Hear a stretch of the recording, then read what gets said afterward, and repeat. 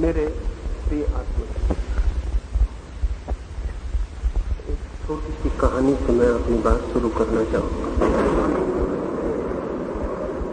सुना है मैंने कि चीन में एक बहुत बड़ा विचारक लाओ त्से पैदा हुआ। लाओ त्से के संबंध में कहा जाता है कि वो बूढ़ा ही पैदा हुआ। ये बड़ी हैरानी की बात मालूम पड़ती है।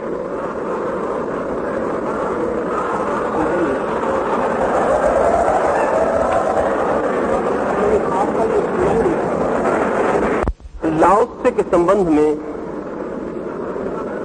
ये बड़ी हैरानी की बात कही जाती रही है कि वो बूढ़ा ही पैदा हुआ। इस पर भरोसा आना मुश्किल, मुझे भी भरोसा नहीं और मैं भी नहीं मानता कि कोई आदमी बूढ़ा पैदा हो सकता है। लेकिन जब मैं इस हमारे भारत के लोगों को देखता हूं तो मुझे लाओ त्से की कहानी पर भरोसा आना शुरू हो जाता है। ऐसा मालूम होता है कि हमारे देश में तो सारे लोग बूढ़े ही पैदा होते हैं। मुझे कहा गया है कि युवक और भारत के भविष्य के संबंध में थोड़ी बातें आपसे कहूं तो पहली बात तो मैं ये कहना चाहूंगा, सुनाई नहीं पाता देखकर लाओ त्से की कहानी सच मालूम पड़ने लगती है। इस देश में जैसे हम सब बूढ़े ही पैदा होते हैं। बूढ़े आदमी से मतलब सिर्फ उस आदमी का नहीं है जिसकी उम्र ज्यादा हो जाए, क्योंकि ऐसा भी हो सकता है कि आदमी का शरीर बूढ़ा हो और आत्मा जवान हो, लेकिन इससे उल्टा भी हो सकता है। आदमी का शरीर जवान हो और आत्मा बूढ़ी हो। भारत के पास भी जवानों की कोई कमी नहीं, लेकिन जवान आत्माओं की बहुत कमी है।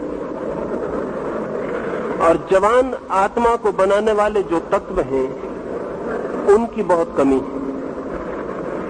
चारों ओर युवक दिखाई पड़ते हैं, लेकिन युवक होने के जो बुनियादी आधार हैं उनका जैसे हमारे पास बिल्कुल अभाव है। मैं कुछ प्राथमिक बातें आपसे कहूं। पहली तो बात, युवक मैं उसे कहता हूं जिसकी नजर भविष्य की ओर होती है, फ्यूचर की ओर होती है, जो फ्यूचर ओरिएंटेड है। और बूढ़ा मैं उस आदमी को कहता हूं जो पास्ट ओरिएंटेड है, जो पीछे की तरफ देखता रहता है। अगर हम बूढ़े आदमी को पकड़ लें तो वो सदा अतीत की स्मृतियों में खोया हुआ मिलेगा। वो पीछे की बातें सोचता हुआ, पीछे के सपने देखता हुआ, पीछे की याददाश्त करता हुआ मिलेगा। बूढ़ा आदमी हमेशा पीछे की तरफ ही देखता है। आगे की तरफ देखने में उसे डर भी लगता है, क्योंकि आगे सिवाय मौत के, सिवाय मरने के और कोई दिखाई बात पड़ती भी नहीं।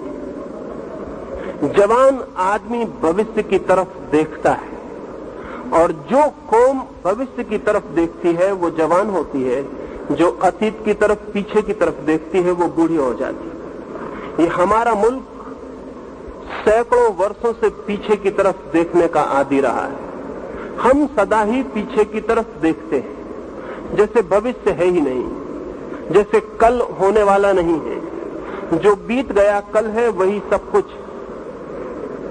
ये जो हमारी दृष्टि है ये हमें बूढ़ा बना देती है। अगर हम रूस के बच्चों को पूछें तो वे चांद पर मकान बनाने के संबंध में विचार करते मिलेंगे।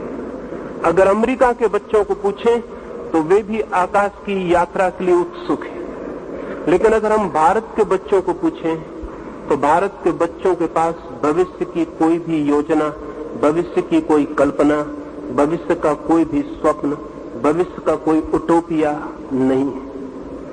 और जिस देश के पास भविष्य का कोई उटोपिया न हो वो देश भीतर से सड़ना शुरू हो जाता है और मर जाता है। भविष्य जिंदा रहने का राज, भविष्य के कारण ही आज हम निर्मित करते हैं, भविष्य के लिए ही आज हम जीते और मरते हैं।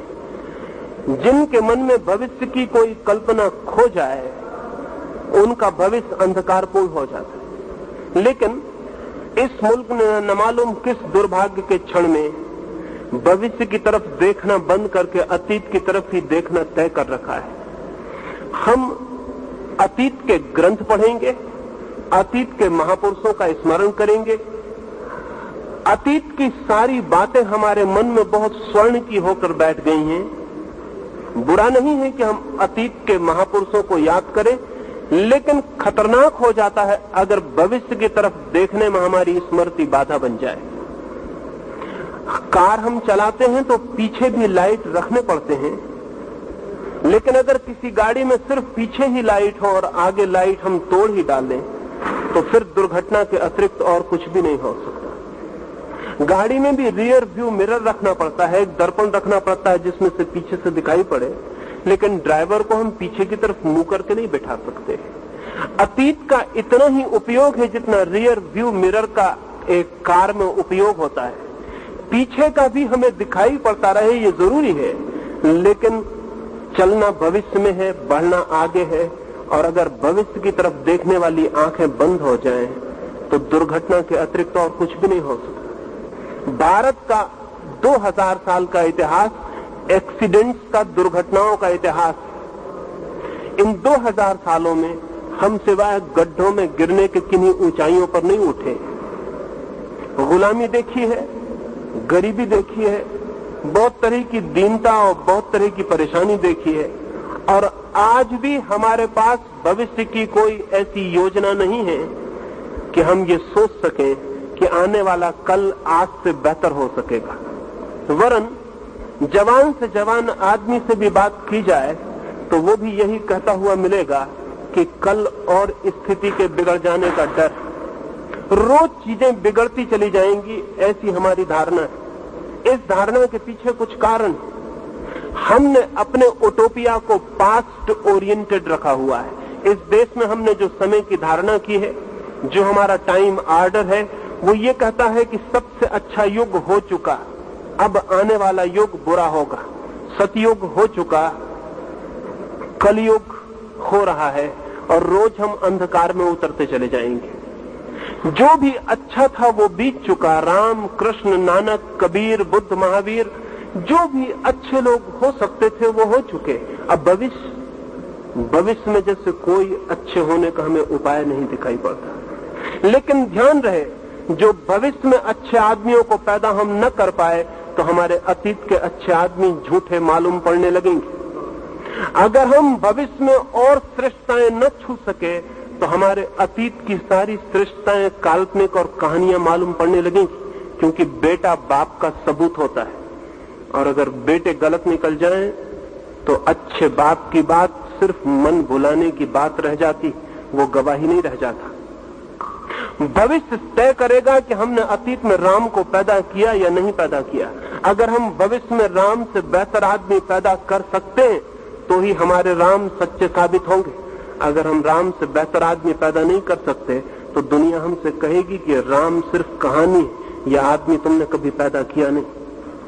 अगर हम भविष्य में भीख मांगेंगे तो कोई मानने को राजी न होगा कि हमारे पास स्वर्ण की नगरियां थी, और अगर भविष्य में हम सिर्फ गुंडे और बदमाशों को पैदा करेंगे तो नानक पर कितने दिन तक भरोसा रह जाएगा कि यह आदमी हुआ था। ये बहुत ज्यादा दिन तक भरोसा नहीं रह जाएगा। इसलिए पीछे के अच्छे आदमियों को याद करना काफी नहीं है।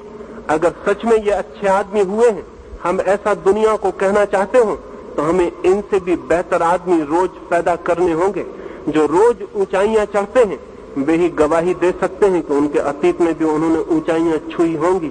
लेकिन अगर हम रोज गड्ढों में गिरते चले जाएं तो फिर दुनिया हमसे कहेगी कि अक्सर भिखमंगे सपने देखते हैं कि उनके बाप सम्राट थे, लेकिन ये सपनों से कुछ सिद्ध नहीं होता। इससे सिर्फ इतना ही सिद्ध होता है कि भिखमंगे कंसोलेशंस खोज रहे हैं, सांत्वनाएं खोज रहे हैं, अपने मन को समझा रहे हैं। भूखा आदमी रात में सपना देखता है राजमहल में निमंत्रण मिलने का, लेकिन रात का सपना ये नहीं बताता कि राजमहल में निमंत्रण मिला है। मनोवैज्ञानिक कहते हैं कि उससे इतना ही पता चलता है कि वह आदमी दिन में भूखा रहा है। हम जब अतीत की बहुत ज्यादा चर्चा करते हैं तो शक पैदा होता है, और जब हम पीछे के लोगों की बहुत गौरव गरिमा की बात करते हैं तो शक पैदा होता है, क्योंकि दुनिया हमें देखती है। हम दुनिया को कहना चाहते हैं कि हम जगत गुरु थे, लेकिन आज दुनिया में एक भी ऐसी चीज नहीं है जो हम किसी को सिखा सकें। सारी चीजें हमें दूसरों से सीखनी पड़ रही हैं। ये जगत गुरु की नासमझी की बात बहुत दिन तक टिक नहीं सकेगी, और आज नहीं कल अगर दुनिया हमारा मजाक उड़ाने लगे और हमसे कहने लगे कि हम जगत गुरु होने का ख्याल इसीलिए मन में पैदा कर लिए हैं क्योंकि हम सारे जगत के शिष्य हो गए हैं, और इस बात को बुलाने के लिए, अपने अहंकार को बचाने के लिए हम इस तरह की बातें कर रहे हैं, तो इसमें बहुत आश्चर्य न होगा। आज सुई से लेकर हवाई जहाज तक भी हमको बनाना हो तो सारी दुनिया में कहीं और हमें सीखने जाना पड़ता है।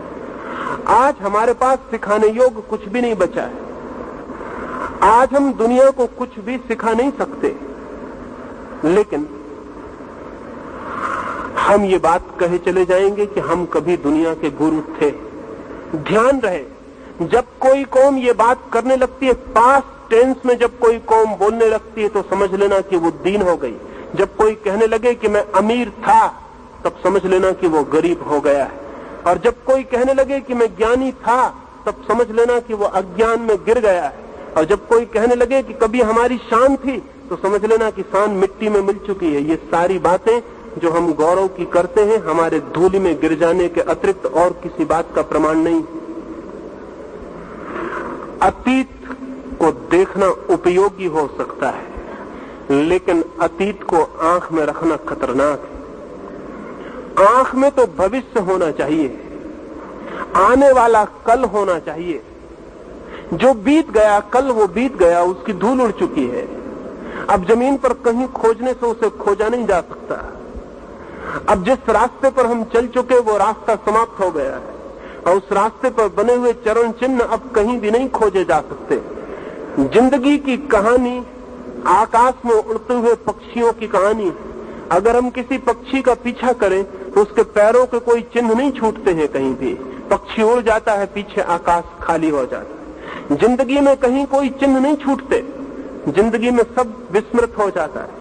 जिंदगी तो प्रमाण मानती है आज को, आज हम क्या हैं यही प्रमाण होता है। आज हम क्या हैं अगर इसे सोचें तो दो तीन बातें ख्याल में आएंगी।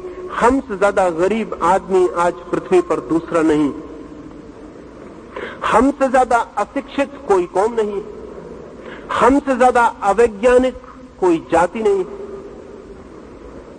हमसे ज्यादा कमजोर, हमसे ज्यादा हीन, हमसे कम उम्र, हमसे ज्यादा बीमार आज जमीन पर कोई भी नहीं है। दूसरे मुल्कों की औसत उम्र 80 वर्ष को छू रही है। दूसरे मुल्कों में आज रूस में 100 वर्ष के ऊपर हजारों बूढ़े, और 150 वर्ष के ऊपर भी कुछ बूढ़े। सारी दुनिया में गरीबी विदा होने के करीब है, और हमारी गरीबी रोज बढ़ती चली जाती। जब पिछले बार बिहार में अकाल पड़ा तो मैं एक स्वीडिश